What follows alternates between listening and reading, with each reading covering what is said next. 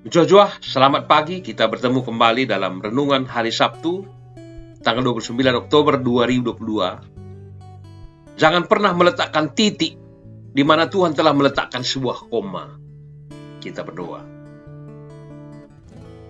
Allah Bapa, dalam nama Tuhan Yesus, kami bersyukur atas berkat anugerah yang Tuhan tetap nyatakan dalam hidup kami. Biarlah juga hari ini Tuhan tetap menyertai kehidupan kami. Dalam nama Tuhan Yesus, kami berdoa. Amin.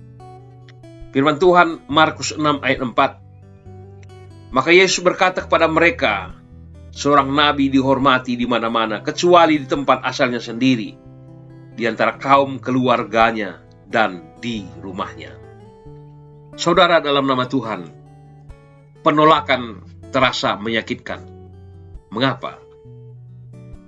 Para ahli ilmu syaraf otak melakukan riset dengan menempatkan orang-orang di mesin scanning otak atau MRI. Mereka kemudian diminta mengingat penolakan yang dialami. Hasilnya, para ahli menemukan area-area di otak yang menjadi aktif ketika seseorang mengalami penolakan. Bahkan suatu penolakan kecil pun bisa menyakitkan lebih dari yang kita pikirkan.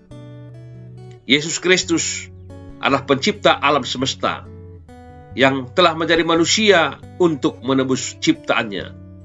Namun manusia terus-menerus menolaknya, apalagi ketika ia datang ke Nazaret.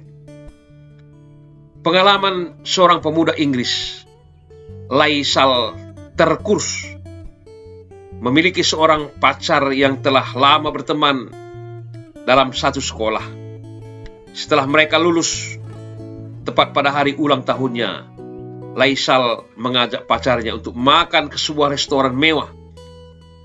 Ketika mereka makan, pacarnya itu terlihat begitu gugup dan aneh, sebagai pertanda bahwa dengan yakin pacarnya akan mengatakan sesuatu yang indah kepadanya. Namun setelah selesai makan, pacarnya itu berkata, "Bang, ada sesuatu yang harus aku katakan kepadamu."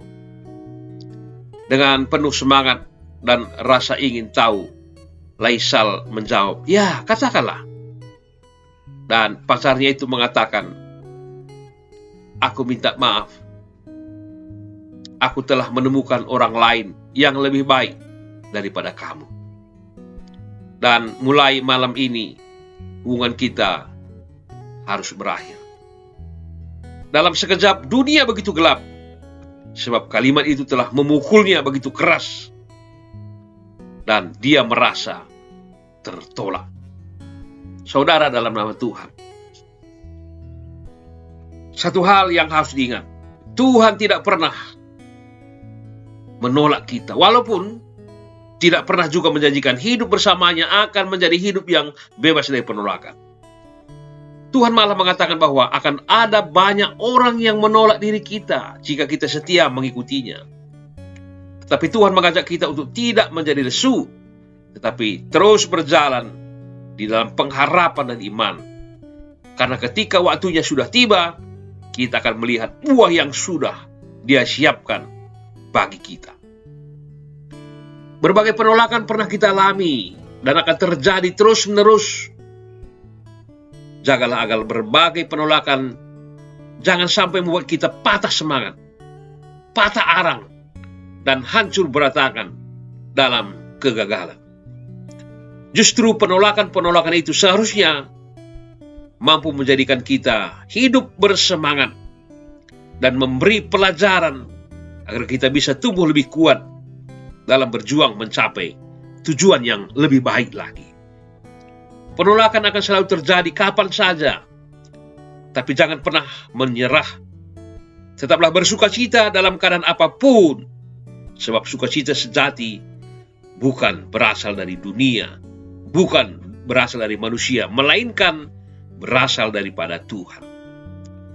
Sukacita sejati yang berasal dari Tuhan sesungguhnya jauh berbeda dari segala yang ada di tengah-tengah dunia ini. Dari penolakan dan orang-orang yang mengecewakan, biarkan itu mengalir seperti air mengalir. Fokuslah kepada rencana Tuhan.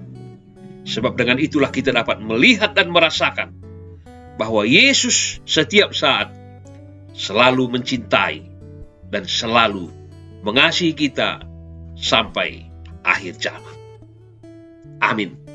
Nyanyian rohani kita seperti yang Engkau ingini.